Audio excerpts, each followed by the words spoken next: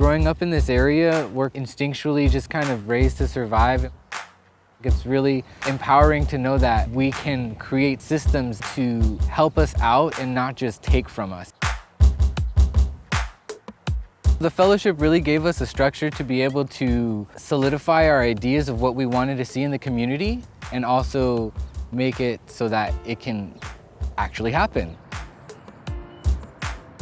The Building Power Fellowship is Richmond LAND's way of engaging residents in Richmond to kind of let them be a part of the decision-making processes that they're usually excluded from that affect their communities and families.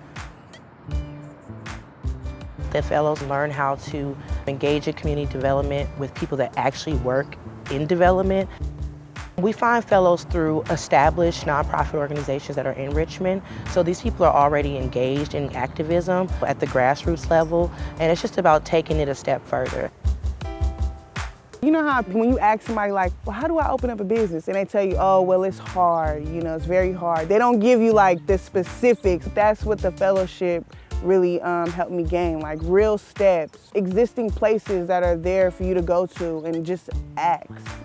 We're trying to bring solutions to this housing crisis. And what we came up with, me and Fonze, designed this project to revitalize these vacant lots and turn them into tiny home eco-villages.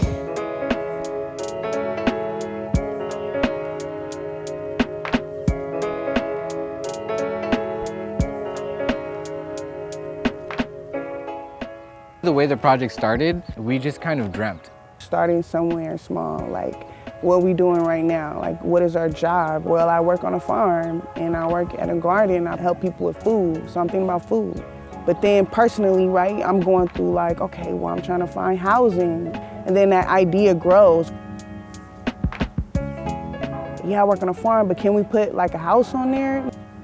And then how do we make this house affordable? Like, can it be a tiny home? Maybe for a young adult who's just trying to make it, right, or start somewhere.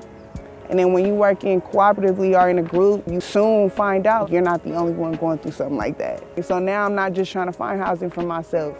I'm trying to find housing for a group of people. The Bay Area has so many people that are doing such great things, and it's unfortunate that people have to leave because they can't afford to live here. We wanted to provide resources for folks that allows them to feel like they have a future here. We wanted to engage people into this idea that we and Fonze had. So we hosted this workshop with Urban Tilth staff, employees, collected a lot of data, collected a lot of feedback on what they felt the project needed. They wrote stories about what it would be like to be in a tiny home.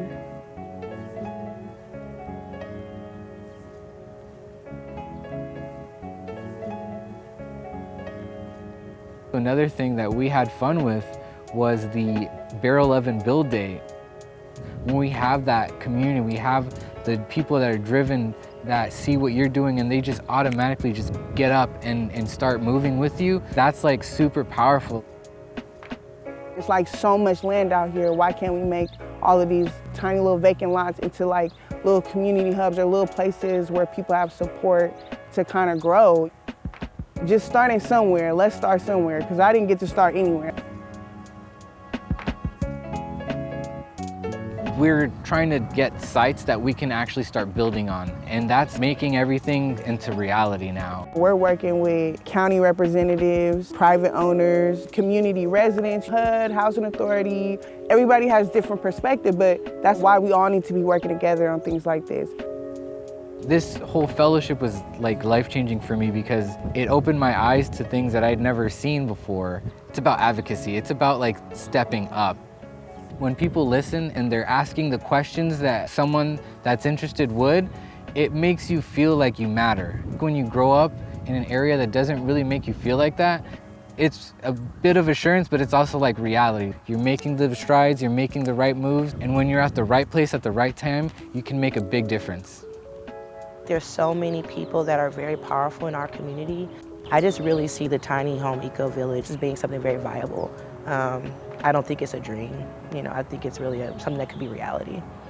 Right, I know this is not going to happen overnight. It's definitely going to be carried on through the next, set of fellows that come through. And one day I'm going to be riding past, you know, that little tiny home eco village, and I'll be able to say, look at that, I did that, I was a part of that, you know? So, and I think that's what it's all about.